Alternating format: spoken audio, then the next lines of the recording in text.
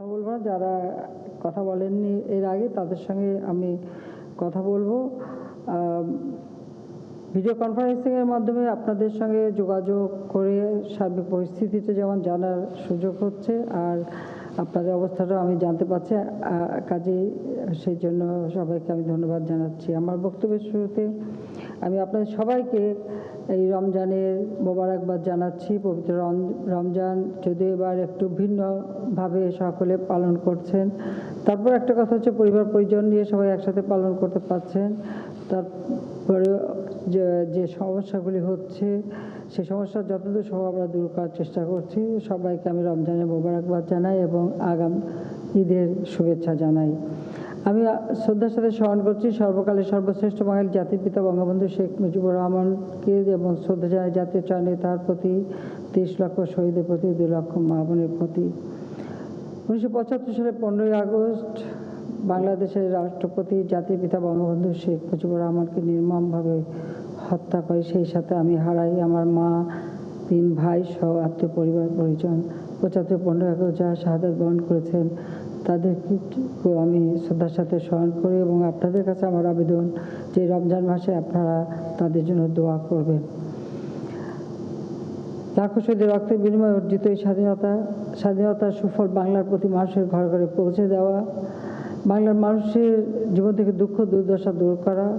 আর এই যে রংপুর বিভাগ, বিশেষ করে যে বিভাগটা একসময় মঙ্গা পীড়িত এলাকা হিসেবে পরিচিত ছিল, যেখানে দুর্ভিক্ষ প্রতিনিয়ত লেগেই থাকতো, সেই এলাকাকে দুর্ভিক্ষ মুক্ত করা, মঙ্গা মুক্ত করা, প্রত্যেকটা মানুষের খাদ্য নিরাপত্তা নিশ্চিত করা, গৃহহীনের বাসস্থান ব্যবস্থা, চিকিৎসার ব্যবস্থা, লেখাপড়ার ব্যবস্থা এবং কর্মসংস্থানের ব্যবস্থা, এগুলি করার মধ্য দিয়ে জাতির পিতা বঙ্গবন্ধু শেখ মুজিবুর রহমানের যে স্বপ্ন ক্ষুধামুক্ত দারিদ্র্যমুক্ত বাংলাদেশ গড়ে তোলা, এবং সেই স্বপ্ন নিয়ে ধারণ করে আমরা জাতির পিতার যে জন্মশতবার্ষিকী 2020 সাল, সেই 2020 সাল মুজিব বর্ষ উদযাপনের অনেক প্রস্তুতি আমরা নিয়েছিলাম।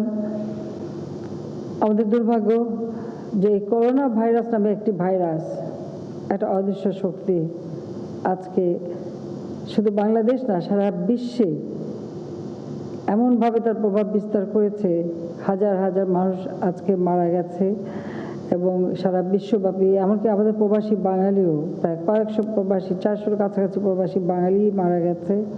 আমাদের দেশে অভ্যন্তরেও অনেকে মৃত্যুবরণ করেছেন। আমি তাদের সকলের আত্মার মাগফিরাত কামনা করি।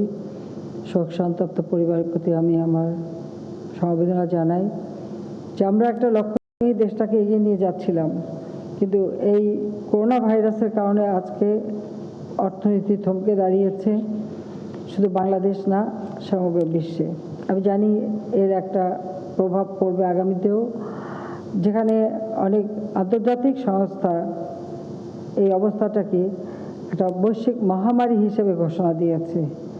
আর সেই মহামারীর মধ্যে আমাদের মতো দেশ, যে দেশটা মানে কেবল এগিয়ে যাচ্ছিল জাতির পিতার স্বপ্নের সে সোনার বাংলাদেশ গড়ার পথে, উন্নত সমৃদ্ধ দেশ গড়ার পথে আমরা কেবল পদক্ষেপ রেখেছিলাম এবং তার শুভফল জাতি পেতে শুরু করেছিল।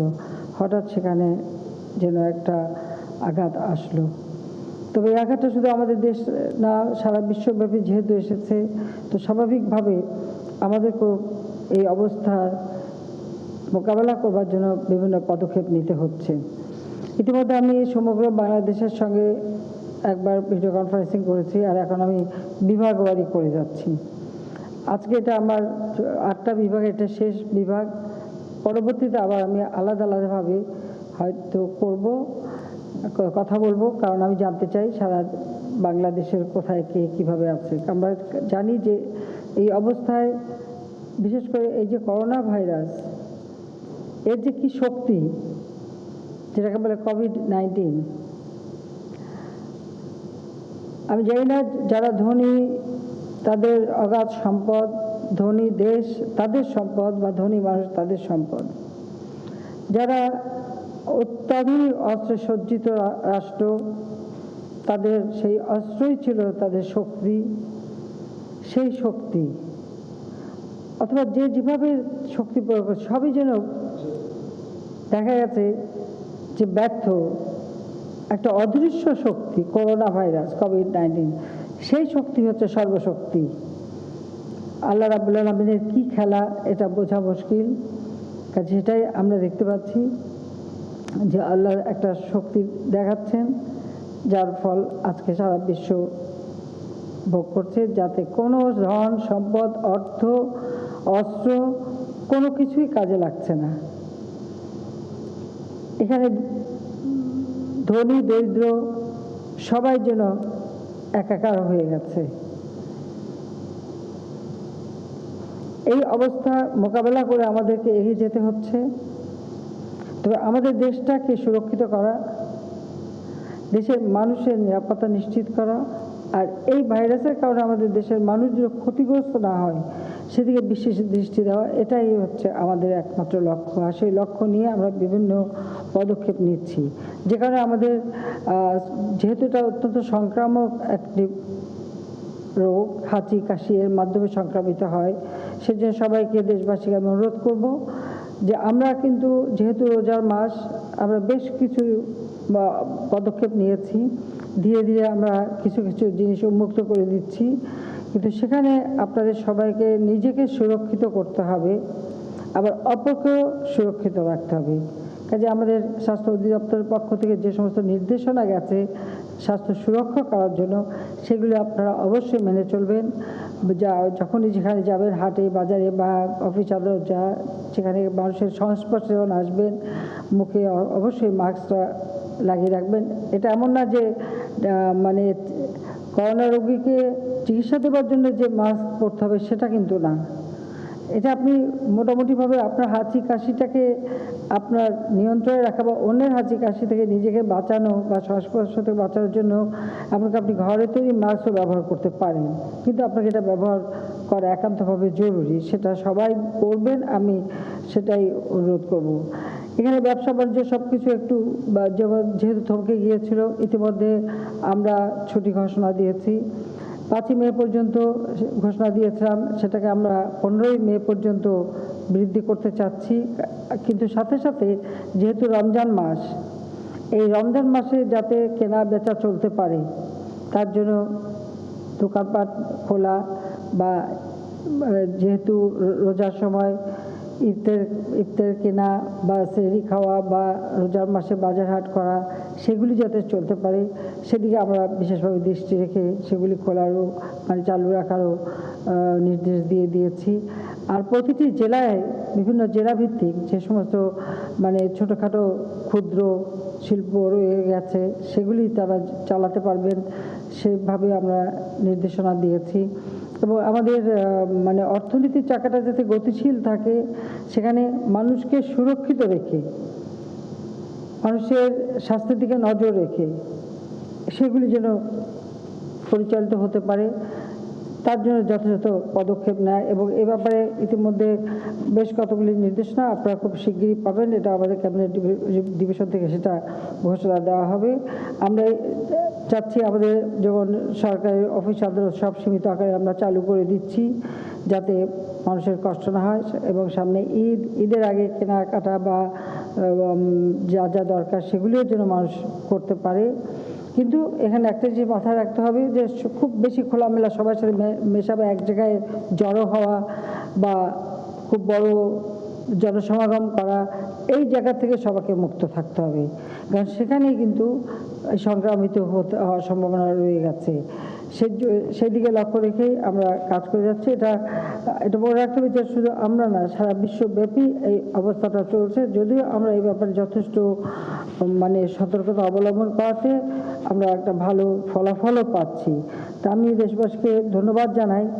আর সেই সাথে সাথে আমি বলবো যে আমাদের যারা কাজ করে যাচ্ছেন প্রত্যেকে এ ব্যাপারে যথেষ্ট আন্তরিকতার সাথে কাজ করে যাচ্ছেন, সেজন্য আমি আন্তরিক ধন্যবাদ জানাই।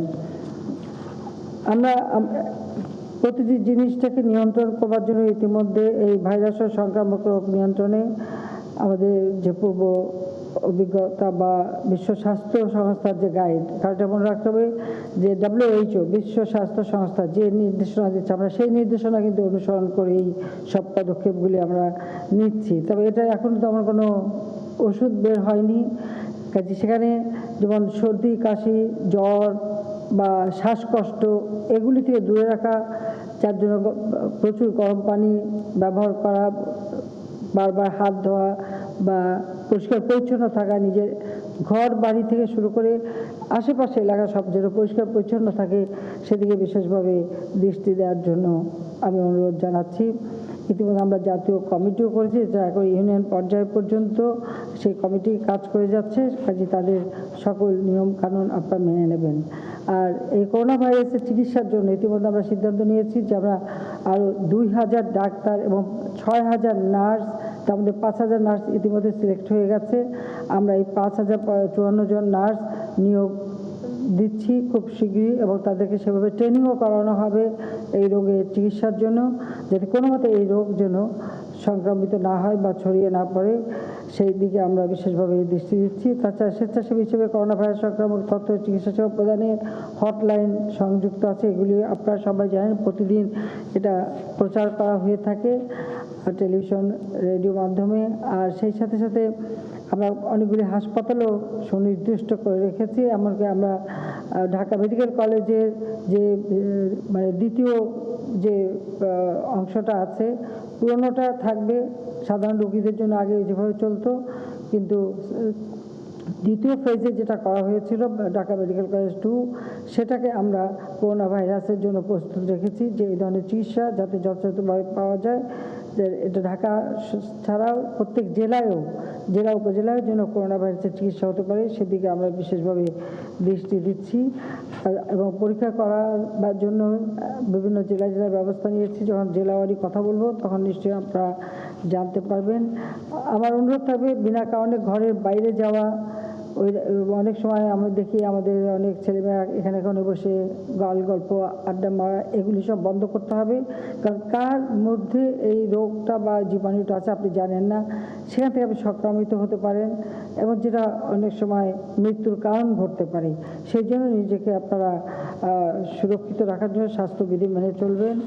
ইতিমধ্যে যারা এই রোগের সেবা দিচ্ছেন এবং সত্যিকার সেবা যারা দিচ্ছে তাদেরকে আমরা প্রণোদনা দেব, তার জন্য আমরা ইতিমধ্যে 100 কোটি টাকার একটা বরাদ্দ ঘোষণা দিয়েছি। তাছাড়া আমাদের সবচেয়ে বড় কথা, আমাদের যারা চিকিৎসার সঙ্গে জড়িত, যেমন আমাদের চিকিৎসক নার্স বা স্বাস্থ্যকর্মী যারা একটা চিকিৎসা হাসপাতাল বা সেখানে যারা কাজ করে প্রত্যেকে, তবে মাঠ প্রশাসনে আমাদের কর্মকর্তারা, আমাদের আইন শৃঙ্খলা রক্ষাকারী সংস্থা বা বাহিনী, পুলিশ অত্যন্ত দক্ষতার সাথে পুলিশ কাজ করছে, কয়েকজন পুলিশও ইতিমধ্যে মারা গেছে। আমি সত্যি এই জন্য তাদের পরিবারের প্রতি সমবেদনা জানাই, তাদের আত্মার মাগফিরাত কামনা করি। আমাদের সশস্ত্র বাহিনী, বিজিবি, আনসার বিজিবি প্রত্যেকেই যার যার জায়গায় নিজে নিজে যথেষ্টভাবে দায়িত্ব পালন করে যাচ্ছেন। আমি সবাইকে আমার আন্তরিক ধন্যবাদ জানাচ্ছি যে তারা, এমনকি আমাদের পুলিশ বাহিনী সেই লাশ অনেক সময় আত্মীয়স্বজন নিতে চায় না, সেই লাশ পর্যন্ত তারা দাফন করছে। সেই সাথে সাথে আমাদের সংগঠনের ছেলে যারা ছাত্রলীগ বা কৃষক লীগ, যুবলীগ সহ আওয়ামী লীগের নেতাকর্মীদের আমি নির্দেশ দেওয়াতে তারাও আজকে মাঠে নেমেছে।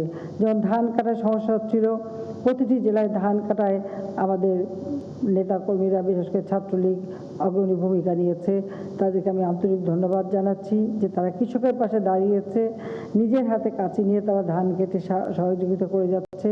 সেই সাথে আমাদের কৃষক লীগ সহ অন্যান্য সহযোগী সংগঠন তারা করে যাচ্ছে, এবং প্রত্যেকেই যারা মানুষের মাঝে খাদ্য বিতরণ করছে, বিশেষ করে এই 4 দিনে এটা অত্যন্ত গুরুত্বপূর্ণ।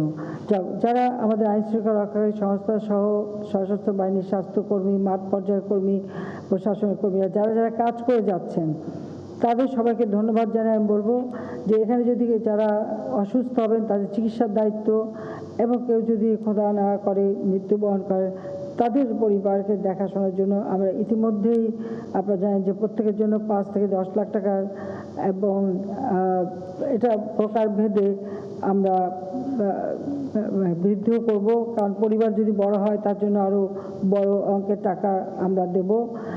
যার জন্য 750 কোটি টাকার একটা বরাদ্দ আমরা সুনির্দিষ্ট করে রেখে দিয়েছি। একটা কথা মনে রাখবেন যে এই সবাইকে সুরক্ষিত করবার জন্য সরঞ্জামের কোনো অভাব আমাদের নাই, আর সেগুলি আমরা যেমন বাইরে থেকে আনছি, অনেকে আমাদেরকে অনুদান দিচ্ছে এবং আমরা এখানে নিজেরাও তৈরি করছি, সেভাবে আমরা কাজ করে যাচ্ছি। আমি এটুকু বলবো যে আমাদের মিডিয়া কর্মী সহ যারা আছেন তারাও কিন্তু নিজেদেরকে সুরক্ষিত রাখবেন। ইতিমধ্যে কয়েকজন মিডিয়া কর্মীও আমি দেখেছি তারাও আক্রান্ত হয়েছে। তাদের এই জন্য বললো সবাইকে মানে সুরক্ষিত থাকার জন্য আমি অনুরোধ জানাচ্ছি সবাইকে। আমরা আমাদের যাতে ব্যবসা বাণিজ্য সচল থাকে, যারা ইতিমধ্যে ঋণ নিয়েছেন সেই বড় ঋণ থেকে একবার ক্ষুদ্র ঋণ পর্যন্ত ছোট ছোট যারা ঋণ নিয়েছেন সকলের এই ঋণের সুদ এই 2 মাস যেহেতু কোনো কাজ ছিল না, ব্যবসা বাণিজ্য ছিল না, কাজে ঋণের এই সুদ গ্রহণ এটা স্থগিত করে দেওয়া হয়েছে। আপনাদের সাথে কথা বলার পর আমি নিজেও বসবো, এটা নিয়ে আরও আলোচনা করব।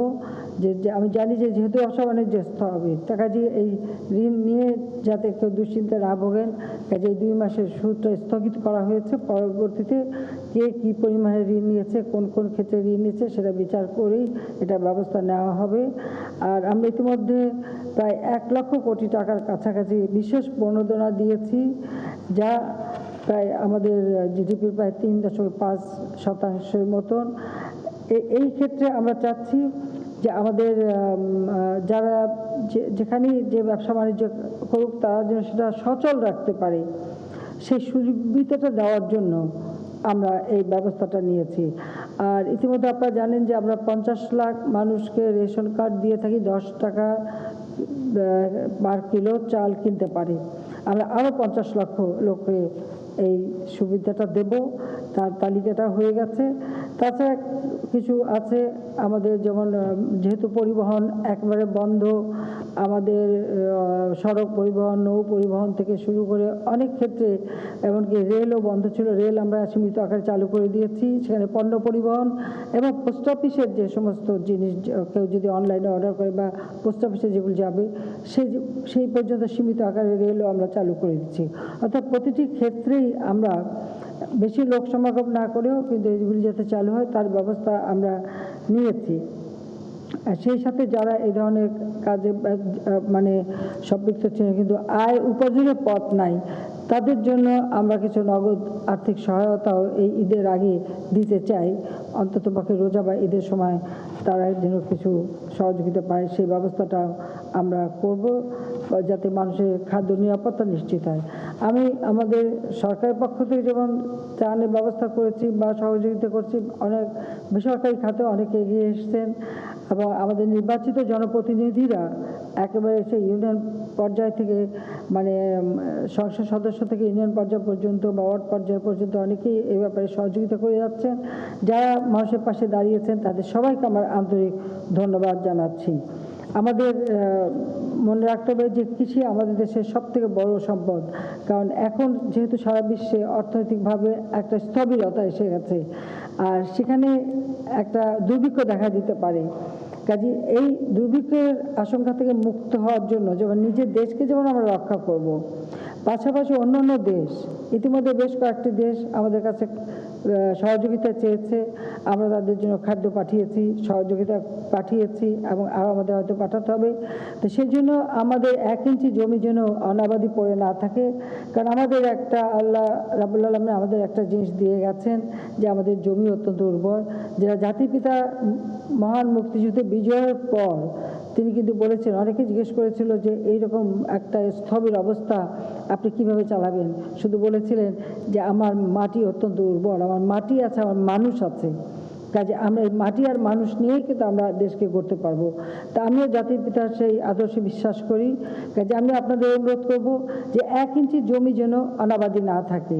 আমরা এখন যেমন ধান কাটলাম, কাটার সাথে সাথে সেই মাঠে যেখানে রোপা আউশ বা এমন এগুলি চলবে সেটা তো চলবে, কিন্তু তার বাইরের যে জায়গাগুলি পড়ে থাকবে সেখানে যেন কিছু পড়ে না থাকে, সেখানে কি উৎপাদন করা যায়। ইতিমধ্যে আমি কৃষিমন্ত্রীকে তার সাথে কথা বলেছি, আমি বলেছি যে এই যে মাঠ খালি থাকবে সেখানে কি লাগানো যেতে পারে, কোন ফসলটা হতে পারে সহজে, বা তরকারি থেকে শুরু করে তরকারি মাশরুম থেকে শুরু করে কী হতে পারে সেটা দেখে সেই জায়গার মাটি টেস্ট করে সেই জিনিসগুলি যাতে উৎপাদন বাড়ে, অর্থাৎ যা কিছু হোক উৎপাদন হোক, কিছু মানুষের ঘরে একটু খাবার থাকুক, বা আমরা বাইরে যখন কেউ সাহায্য হিসেবে আমরা যদি দিতে পারি সেটার ব্যবস্থার জন্য আমরা করতে পারি, সেভাবে আমাদের একটু জায়গার জন্য পড়ে না থাকে, আমরা ওইটুকু কাজে লাগিয়েই কিন্তু আমরা চলতে পারবো।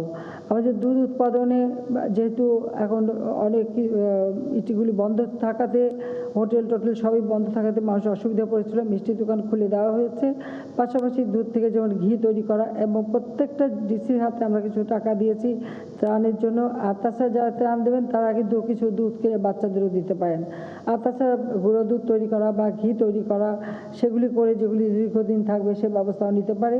আর তাছাড়া যে সস্তায় আশেপাশের লোকদের বিক্রি করে দিতে পারেন, অনেকে দেখেছে অভিমান করে দুধ ফেলে দিতে চায়, ফেলে না দিয়ে সাধারণ মানুষের কাছে যে দাম চায় দিয়ে দিলেও তো সেটাও নিজেরও কিছু লাভ হলো, আর যারা পেলো তারা খেতে পারলো। ঠিক এভাবে মাছ, দুধ, ডিম ইত্যাদি এখন কিন্তু চলছে। এটা মোটামুটি আমি একটা হিসাব পেয়েছি যে প্রতিদিন কত ডিম উৎপাদন হচ্ছে, বিক্রি হচ্ছে, কত দুধ উৎপাদন হচ্ছে, বিক্রি হচ্ছে, কত, এগুলি কিন্তু একটা হিসাব আমরা প্রতিনিয়ত করে যাচ্ছি, এবং প্রত্যেক মন্ত্রণালয় থেকে আমাকে কিন্তু সেই হিসাবটা দেওয়া হচ্ছে। কাজে এটাও একটা ভালো দিক। কাজে কোনো কিছু স্থবির হচ্ছে না।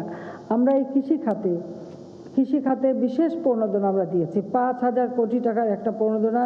সেখানে ডেইরি ফার্ম, পোলট্রি ফার্ম থেকে শুরু করে ক্ষুদ্র মাঝারি কৃষক যেমন মৎস্য চাষ করেন, বা প্রত্যেকের যেন কিছু সুযোগ পান এটা তার ব্যবসাটা চালাতে, সেদিকে লক্ষ্য রেখেই আমরা এই 5,000 কোটি টাকার একটা বিশেষ প্রণোদনা দিচ্ছি। আর তাছাড়া আপনারা জানেন যে 9,500 কোটি টাকা ইতিমধ্যে আমরা ভর্তুকিও দিচ্ছি। অর্থাৎ পেটে খেলে পিঠে সয়, এই জন্য খাবারটা যেন ঠিক থাকে আমাদের নিজেদের, আবার আমরা যেন অন্য কোথাও যদি দুর্ভিক্ষ অবস্থা হয় আমরা সেই সব জায়গায় যেন সাহায্য করতে পারি, সেদিকে লক্ষ্য রেখেই আমরা এই ভর্তুকির ব্যবস্থা আমরা করে দিয়েছি।